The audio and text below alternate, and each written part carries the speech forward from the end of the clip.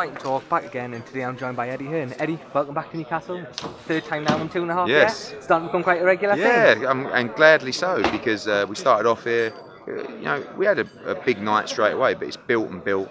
And obviously, when Lewis lost to Patera, it was like, oh, he might not come back. And you know, he went away and he rebuilt, came back. Last time was unbelievable. You know, great fight against Robbie Davis. Now the serious stuff. Now we're moving towards a World Championship fight. We're stepping up the levels of an experienced world-class fighter, and we'll see if he's ready. Vazquez, it is a huge fight for Ritson. Do you see this being the fight before, possibly? I think so. Yeah, I think that sometimes I mention to Lewis about fighting for the world title, and he's like, oh. I think this is the kind of fights that will tell you if you're ready.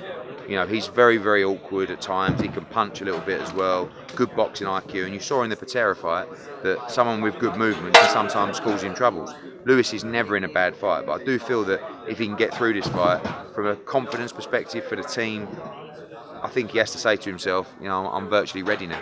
You look at the rest of the card as well, of course. You've got Savannah Marshall fighting for a world title, Joe Lowes, April Hunter.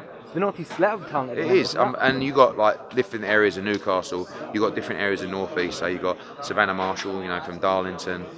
You got Joe Lawes. You've got Thomas Ward from Sunderland. You know, so all these little pockets of the North East are coming. But now the fight nights in Newcastle will be attended by Londoners from Manchester who are watching it on TV going, I've got to go because that's a great night. And you know, last time, remember we had Ted Cheeseman brought 300 or 400 up from London, Scott Fitzgerald brought 600 from Preston, you know, and that's what these fight nights are bringing them. Huge fight night as well, just gone there last Saturday, the Calbrook card. How do you assess that card overall? Really good. You know, Terry Harper was amazing, like the atmosphere was incredible.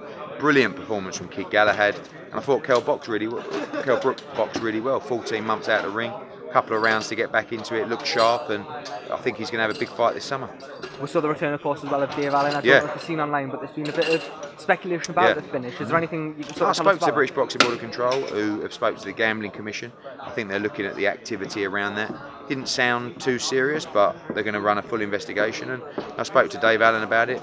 If he's telling me the truth, which I presume he is, then nothing to worry about. But it's good that they're looking at these kind of things because, you know, cheating in sport and that kind of cheating is unacceptable. And if that has happened, the participant should never ever take part in a sport again. So, you know, looking at responses from Dave and Dorian, hopefully they're telling the truth. It looks like they are, but we'll find out in due course. A couple of weeks prior to that as well, of course, you had Jake Paul and Gabe.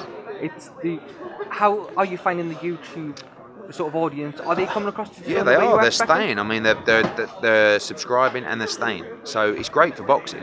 It's just whether we keep doing it on professional cards. You know, I don't see the problem of running a 6-round fight on a professional card like that. You know, people moan Gibbs not very good. Of course, Gibbs not very good. Do you know what I mean? I keep giving him stick, but like he ain't a fighter. Jake Paul can fight a bit. He ain't going to win a world title, but you know, you saw the difference between someone that's not very good and someone that can fight a bit. Just like you'd see if it was one of our Olympic prospects fighting a journeyman and they're totally in different leagues. So, but the fighters don't seem to like the fact, or some of them, you know, they can't get their head around the fact that if there's 10 times more people watching your fight, surely it has to benefit you. Do you know what I mean? And I think they can also learn a thing or two about the way these guys are driving their own profiles.